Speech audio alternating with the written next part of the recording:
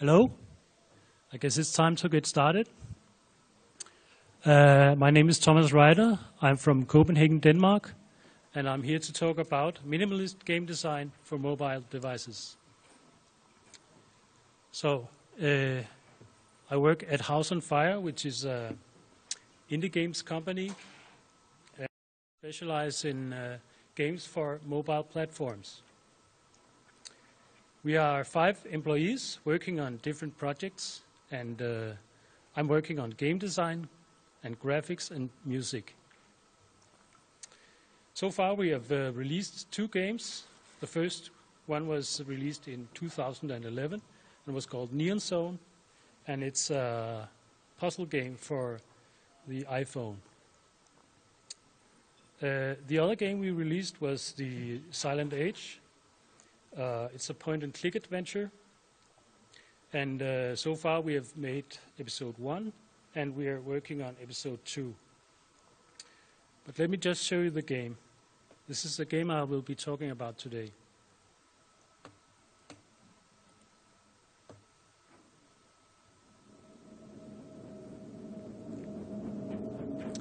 So the year is 1972, and Joe, he's a janitor at a corporate company, and he's not really sure what they're doing at this company. He just works there, and the way you play the game is that you click on where you want to go and interact with items. So if we read this note, we can see that he's supposed to go to his boss's office. But when we try to use the elevator, we soon learn that he needs a blue access card. So let's go to Joe's office. If we try to look at stuff in his office, we soon realize that it's too dark to see anything. So maybe we can turn on the lights. But no, there's no light bulb. But lucky for us, there's a light bulb on the shelf. So let's use the light bulb on the lamp.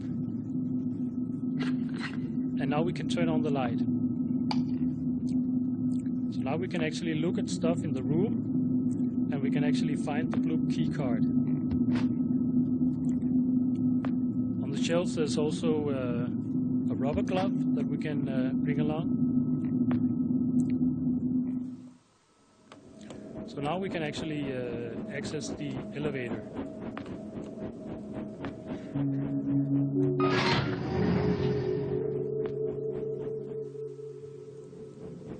So that's the kind of the core gameplay. I'm just gonna skip to a later level.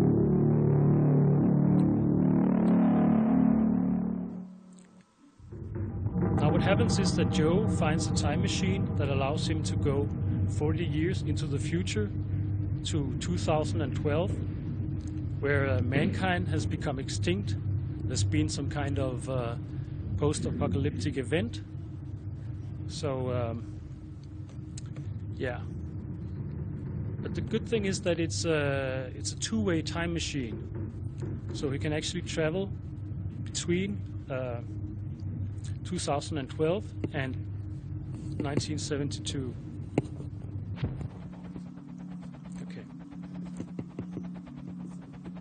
Okay.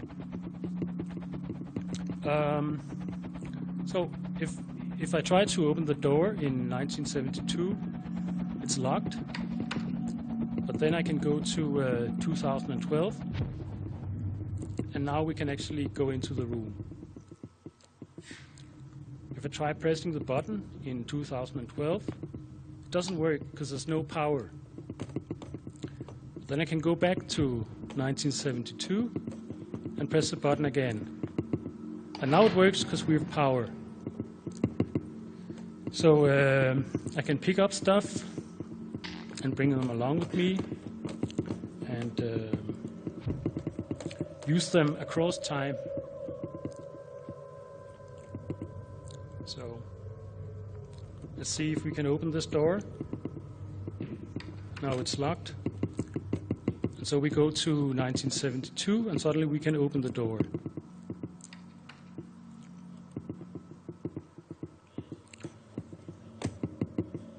So here's an office. There's not much we can do in it, but we can travel to the future, and now there's a hole in the ground.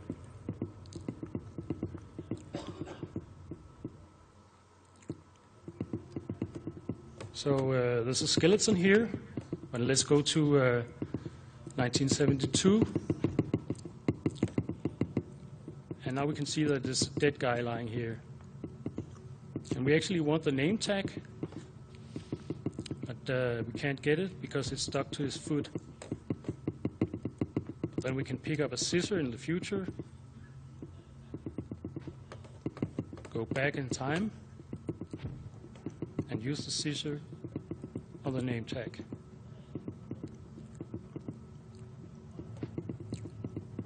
So that's the basic gameplay in the game. And I'll just get back to my talk.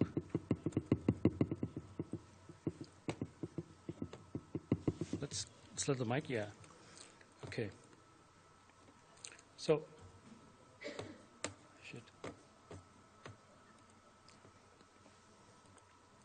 So the motivation for doing this game, I was on a plane ride from Denmark to Jordan. It was a 4-hour plane ride, and I really wanted to kill 4 hours. And I just got my first iPad, and I thought, yeah, why not play a game on my iPad? So I downloaded this classic game, The Secret of Monkey Island, which had been remade for the iPad. And I wasn't too happy about the controls because they had kind of just adapted the mouse control from the PC version. But the game was pretty fun anyways. So I spoke pirate language, and I had sword fight, and I had really a great time. But after I had played the game for like half an hour, I found myself kind of confused. I had lost sense of what I was supposed to do, what was the overall goal, what was the temporary goal, and I had no idea why I was in this forest. And I couldn't really solve the puzzles, so I was actually quite stuck. And what do you do when you're stuck? You go find a walkthrough on the net. But I was on board a plane, so I couldn't find a walkthrough. So my 4-hour game experience was limited to just half an hour, which was very annoying. A month later, I played another game. This time I was on board a train, and the very same thing happened. I had a great time, but I could only play for half an hour, and then I was stuck. So I thought to myself, maybe I can do a better job. Maybe I can't do a better point-and-click adventure, but maybe I can do a point-and-click adventure that fits the platform better, that fits the iPad. So point-and-click adventures are, in my view, they're for hardcore gamers. And there's an explanation to that. Back in the days, back in the late 80s and in the 90s, when you had to get a game, you had to leave your home, you had to go to a store and buy a game for a lot of money and bring it home and install it on your computer. And in return for that investment, you expected a game that would last for like 9 hours or maybe 20 hours. So yeah, the easiest way to make a very long game is to just make it really, really hard and make the player try again and again. So point-and-click adventures were pretty cool for their time. It was okay that they were really hard.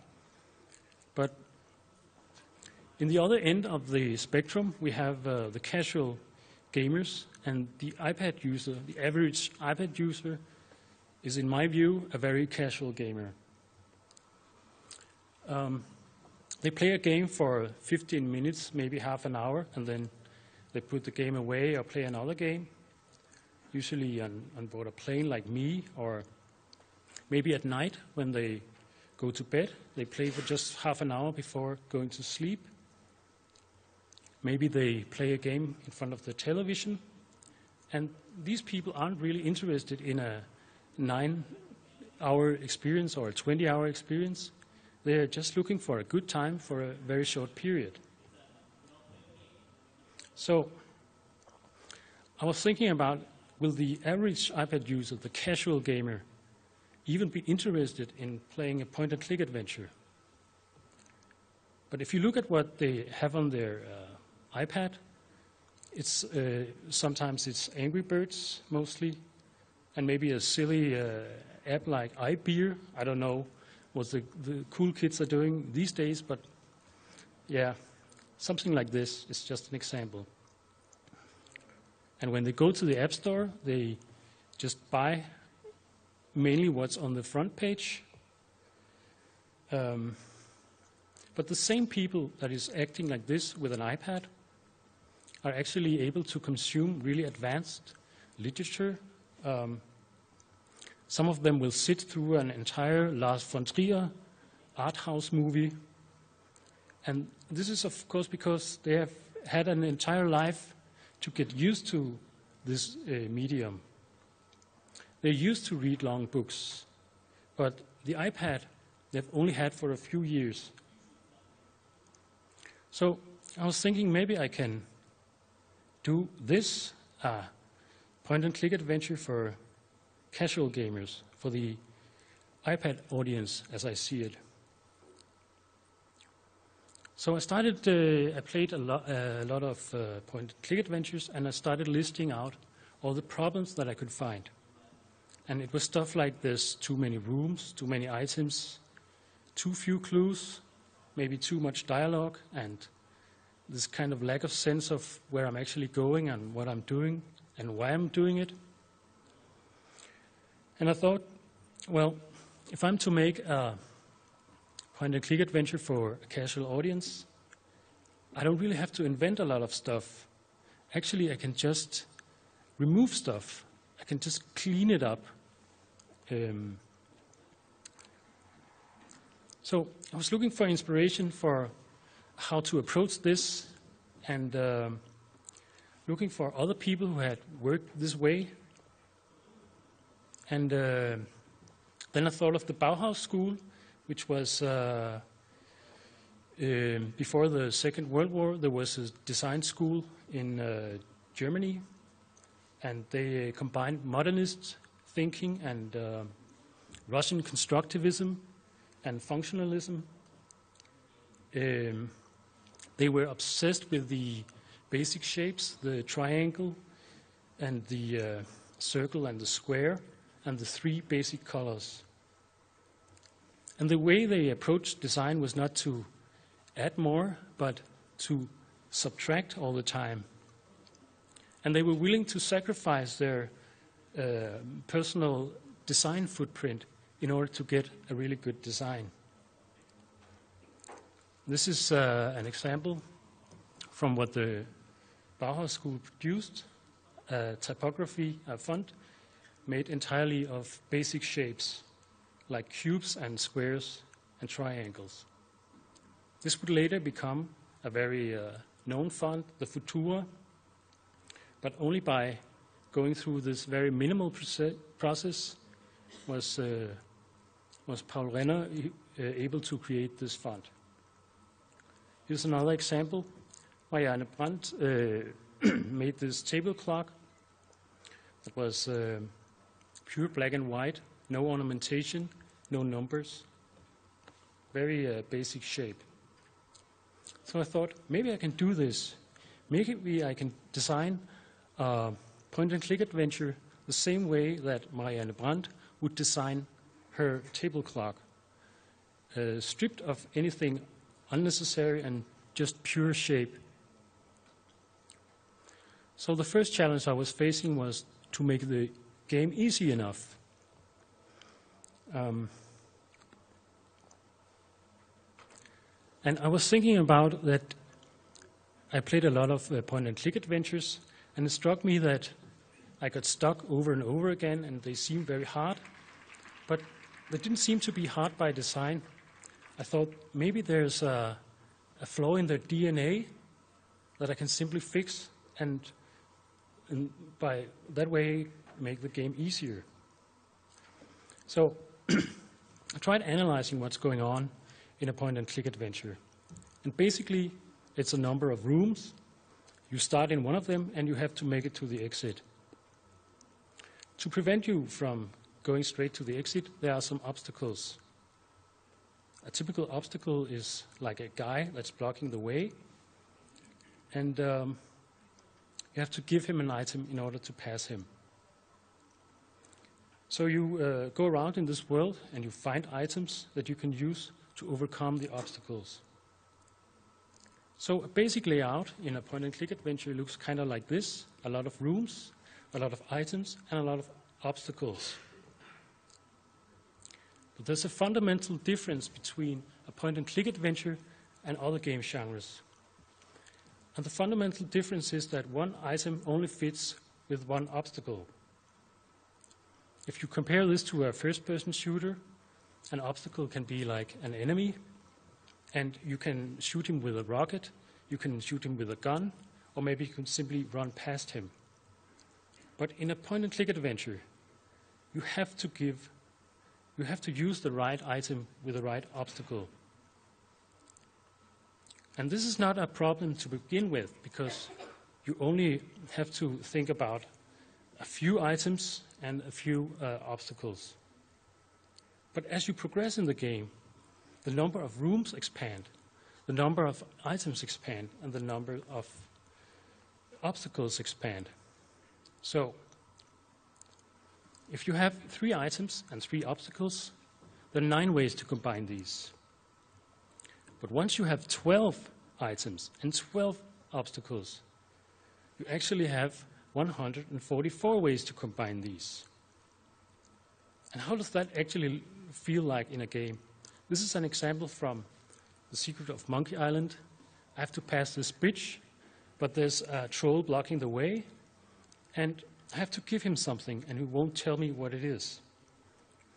And this is the items that I have to give him. So I try giving him a book. That's not what he wants. I try to give him a bottle, and that's not what he wants. So I just keep trying to give him different objects until he's satisfied. And this was not actually the experience that I was expecting when I looked at the cover of the game. So my solution to this problem was to create mini-worlds. So this is the classic layout, and this is my concept, the mini-worlds. Simply splitting up the world into minor parts of the world, like having 8 rooms and just a few items and a few obstacles. And I made all the items fit with all the obstacles in one world, so that once you have completed one world, you will not have leftover items when you go to the next world. And I also made sure that you couldn't get back to the previous world and be confused by all the rooms in the previous world. So once you have completed one world, you cannot return to it.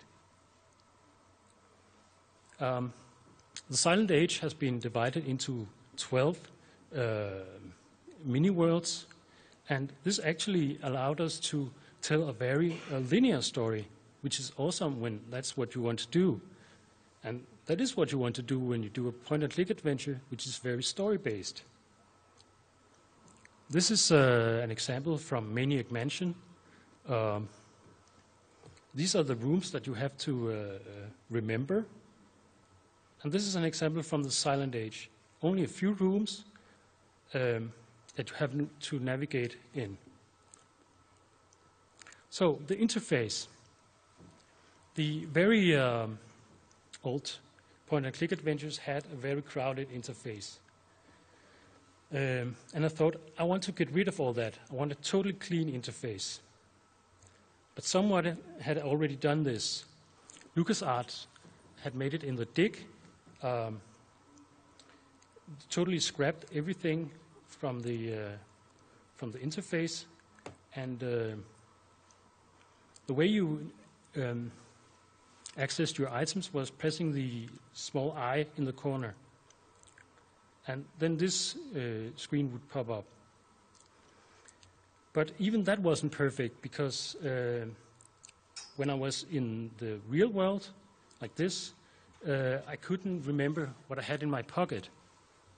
And when I went into my pocket to look at my items, I kind of forgot what I was doing outside the pocket. So in the Silent Age, I decided to have all the items on the screen, on the game screen, so that when you're solving a puzzle, you kind of have an overview of the items that you have. Now, this gave me a problem. What if you had more than 10 items? Then the items would expand outside the game area. So I made a rule. There can only be 5 items on the screen at the same time. If I introduce a new item, if the player is able to pick up a new item, then I have to make sure that there's room for it. I have to use an item before that. Another tradition in point-and-click adventures is to combine items. This can be like a gun and some ammunition, and when I combine them, I have a loaded gun.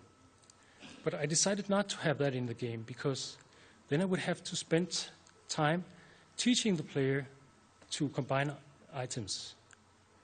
And I thought either I have to do it all the time or never. So I decided not to include that in the game. So now I had the items in place, and now I needed to place some text on the screen. So I used the top area to put in text, and I used Helvetica, white Helvetica on a black background, because that gives optimal readability. For a time, I actually considered having the text in the bottom so that it would seem like subtitles for a movie. But what happened was that the hand would sometimes cover the text, and the text wouldn't be on the screen for a long time, so I could actually miss some text. So I kept this design. Now I had a black bar in the top, and I had a black bar in the bottom.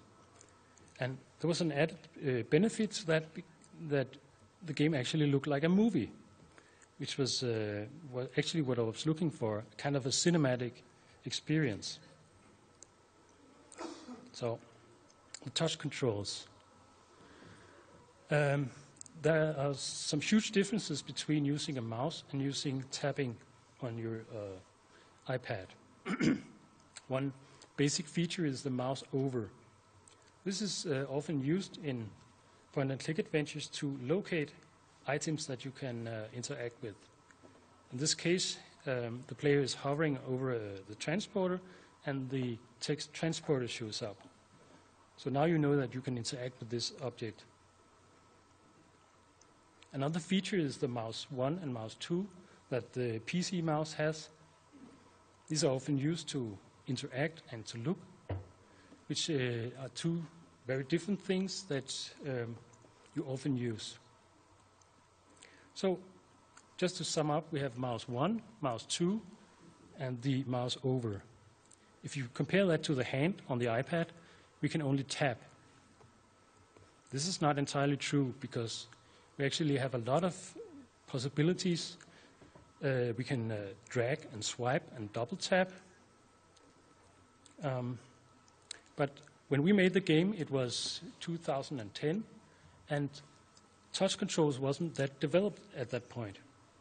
So this is an example of Street Fighter, a console game that was ported to the iPad, and it still had the controls from the console, from the joypad on the screen, which was very odd.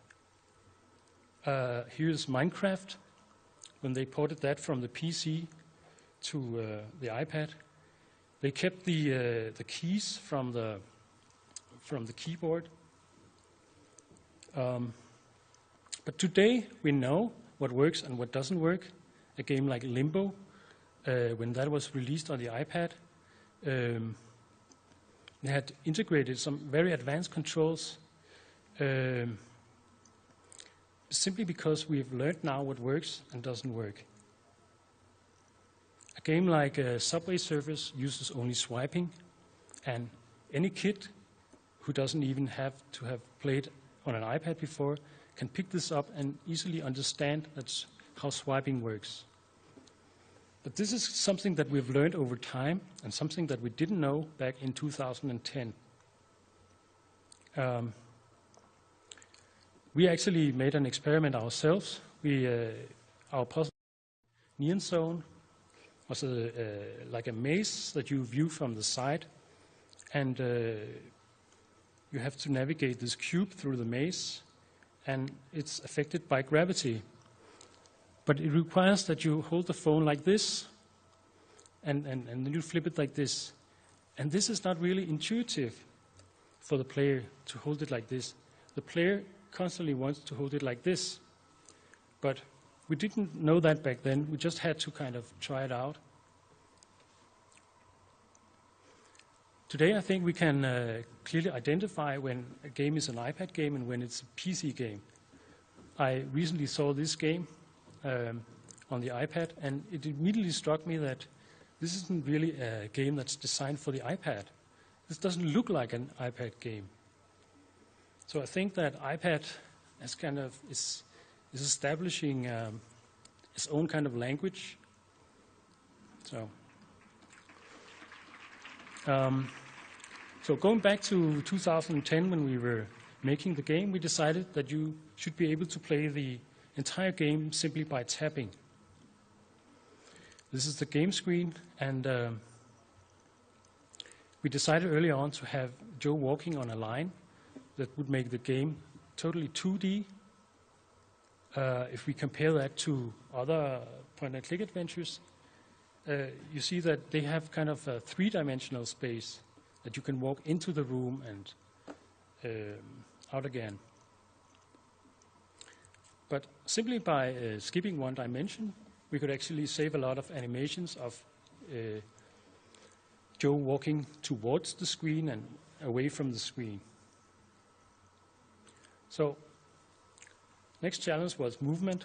We decided that if you tap somewhere that you cannot interact with, Joe will simply walk to that spot that is vertically aligned with the place that you tap. Next challenge was how Joe was supposed to interact with items. At first we tried to keep the mouse 1 and mouse 2 functionality,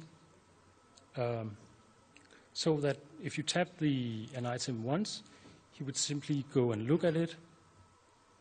And if he was standing in front of the object and tapping it again, then he would actually open it. It worked very well with doors, but once we had an object like the missing wheel, Joe would actually stand in front of it, and the place that we had to tap next time would be behind Joe, and he would be blocking the view. So we made a simple rule that when you click on an object that he can interact with it, he will go and interact with it. So we had to make rules. I try to identify which objects are in the world that he can interact with. So there are doors, there are persons, there are stuff that you can look at, like signs, pictures, and views, and then there are objects that he can interact with. So I made design rules. So I decided that if it's a door, if you click on a door, he will try to open it. If it's a person, he will try to talk to the person. If it's a sign, picture, or a view, he will look at it. If it's an object, he will either pick it up or try to interact with it. But these rules had to be taught to the player. The entire first level is just a repetition of the rules. Yeah, this is you talking to the boss. I implemented double tapping in the game. I was playing a game called Sword and Sorcery, in which you control this hunter, and he's walking along these long paths, and he can only walk. So I was getting annoyed with all the slow walking, and so I kept tapping the place where I wanted him to go in order to make him go faster. And this was kind of, I was tapping in anger, but I kind of realized that we could actually use this because it was very intuitive, and that we included in the Silent Age. So whenever you double tap, Joe will start running towards that point. A classic problem in point-and-click adventure are pixel hunting. This is a classic example from Future Wars. In order to get on in the game, you have to find a small flag, and it's actually only 2 pixels wide. And you cannot proceed in the game without finding this flag. Here's another example from Indiana Jones. You have to find a book in order to fly a plane later in the game. It's the book How to Fly. And Indiana Jones, he's in this huge library, and there are shelf after shelf of books, and you have to find the right book. So when we made the first prototype of the Silent Age, figured out that players didn't know which objects they could interact with and not. So they would try clicking the door, the fan, and the trash cans and the poster in the background. So we wanted to make it clear what the player could interact with. And at first we tried to implement blinking objects. This is seen in Uncharted and in the Resident Evil games. And it actually worked quite well if it was just a single object on the screen that was blinking. But if we had a lot of objects on the screen that you could interact with, they would be blinking. It would seem like everything was made of diamonds or something. So we tried another solution, that you hold down your finger and you move it across the screen, and if you pass an object you can interact with, it will say the name. This is kind of like the mouse over functionality. But this was back in 2010, and people weren't really that, they didn't know, they weren't as skilled in using the iPad yet, so they only knew how to tap. So I was still looking for a way to show the player which objects to interact with and not, and I found inspiration finally in Mirror's Edge. In Mirror's Edge you are running very high speed, and you have to find the right way, and the way they solved it was to color the whole world in one hue and highlight the path that you needed to go by having deviating color, or colors that would stand out. So I tried to use this in the Silent Age, having the whole world in one hue and then having objects stand out by color. This is an example. The only thing you can interact with is the boat, and it's clearly visible because it's sharp yellow. Here's another example. You can only interact with the door and the time machine. And if I wanted you to be able to interact with the computer in the background, I would have it blinking lights or something like that. So the graphics. I've often been told that the game looks as if it was inspired by Out of This World, which some of you may know. But it's actually inspired by a kids' encyclopedia that was made in 1968.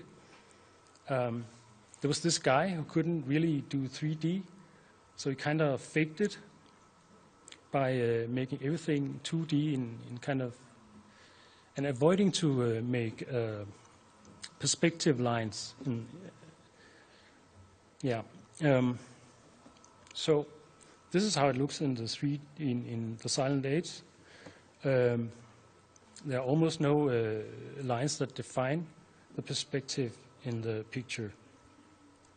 I was also inspired by a game called Flash Gordon on the 64. It had these things in the foreground, a lot of darkness that would kind of suggest the world that we were in. And this is how it looks in the Silent Age, as these foreground items that kind of helps you understand the world. Another thing I added to the game was floating particles. If you want to make your game really look epic, you just have to add flying particles. So the reason I look that the game takes place in 1972 is that I think it's a really visually interesting period. I could use a lot of design at the time, like the Werner Panton tapestry in the background. And I would also just add a lot of cultural stuff, like the Mondrian painting in the background that some might know. And the other painting is actually a Malevich painting. So I also wanted the game to be like a 1970s sci-fi B-movie, and so I looked at a lot of those, and I took great inspiration from the Andromeda Strain. If you look at the underground lab here, it's kind of very inspired by this. I'm also obsessed with a movie called Beneath the Planet of the Apes. The main character, he's visiting an underground world, and he suddenly finds himself in an underground subway station.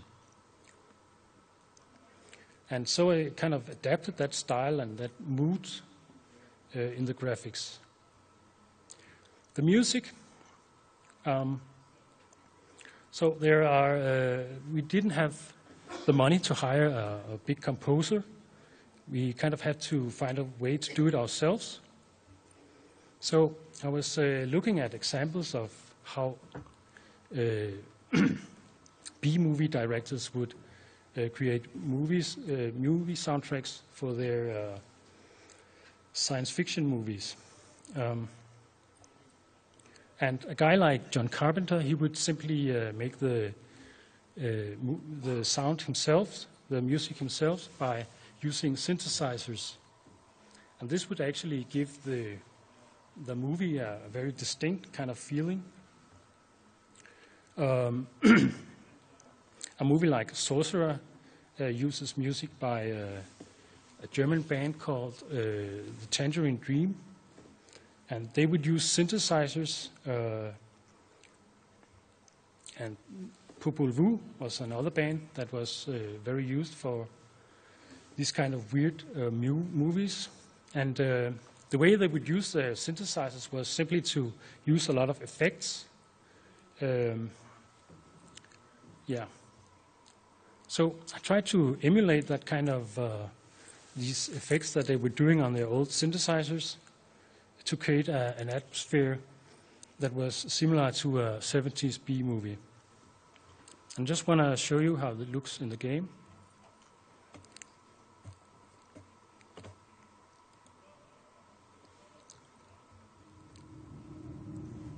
Or how it sounds.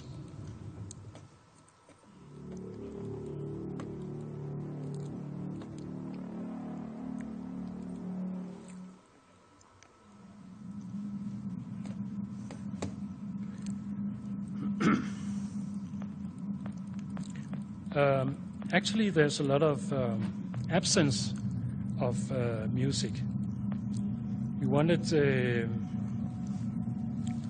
At first, I was doing really long and complicated soundtracks, but I figured out that this was kind of disturbing for the whole experience. The music would be much more powerful if I was to just play it once in a while, some very powerful sounds. And this is how it sounds. it's not really a soundtrack, it's more sound loops that are activated by certain events. Just turn up the volume a bit. So now Joe is in the future.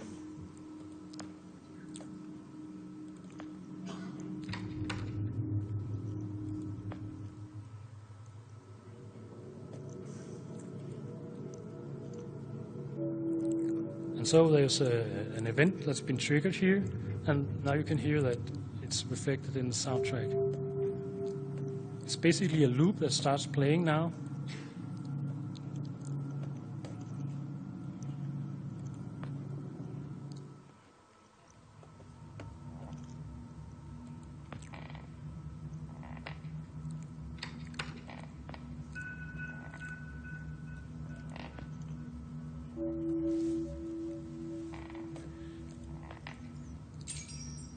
So the soundtrack isn't really suggesting a moody or a happy atmosphere. It's more like just creating an atmosphere of mystery.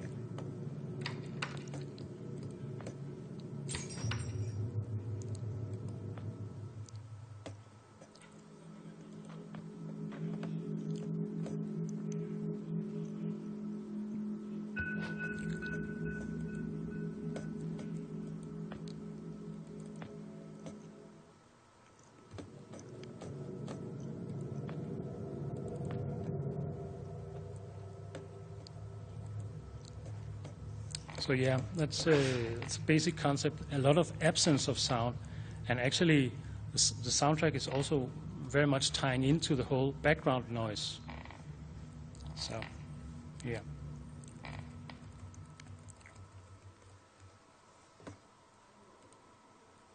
So the response to the game, just to summarize, I'd set out to do the Marianne Brandt clock of point-and-click adventures. I'd set out to do a point-and-click adventure for casual gamers. And the people who actually bought the game and liked it was, of course, old guys like myself who kind of remembered the point-and-click adventures from the good old days. But it was also a lot of people who had never tried playing point-and-click adventures before. And especially a lot of women would pick up the game, mainly, I think, because it's very story-driven, it's very character-driven, and there's a great atmosphere, and it's not too violent. A lot of kids would also pick up the game and like it. But what was very surprising to me was that there was a lot of people who are using this game as a good night story. You know, kids, they like to listen to the same story over and over again. And you can do that with the Silent Age, because it's a linear story. And once in a while, they can actually also just leave the main story and go exploring the area. So yeah, that was my talk.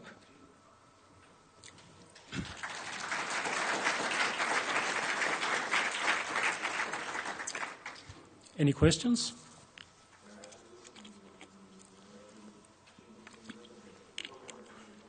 Yeah. Earlier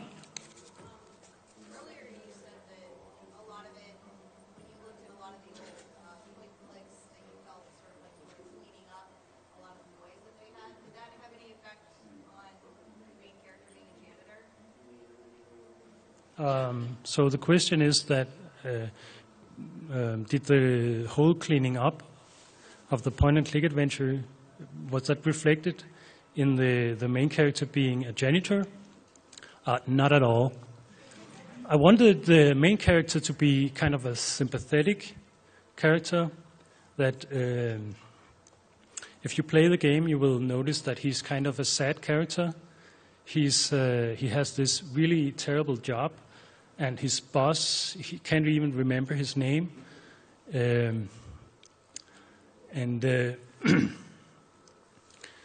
Yeah, he's really sad, but he doesn't notice himself. So yeah, I really just wanted to create a character that was really at the bottom, that could rise to become a hero and save the world. So that's why it was a janitor. Yeah? Your goal with this game was a lot about usability and bringing a game that was inaccessible to a different audience. What did you learn from usability testing? Is there anything major that you had no idea when you started creating the game that you might have learned from user testing when you started getting it out there? The question was, did I learn anything from user testing? Yeah, we learned a lot of things from user testing. First, we had made the game very, very easy, and what happens is that it's then very fast to complete, actually. It doesn't last for a long time. And we then tried to make harder puzzles, but that just made the people who played it stuck. So, yeah, that's one lesson we learned. We learned a lot of stuff, I guess. So, any other questions? Yeah? So when you came to the conclusion that the best way to show that interactive objective would be a different visual tool, like the one that they're using, Mirror's Edge, did you have to redo too much? Did it affect your art style too much? Or it ended up fitting as in the art style goal that you started? Well, very luckily we kind of nailed the whole interaction design before actually finishing up the graphics. So that wasn't really a problem.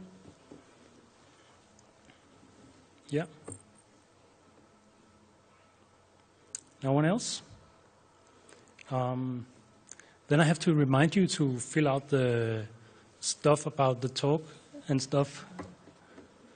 And that's it. Okay, thank you.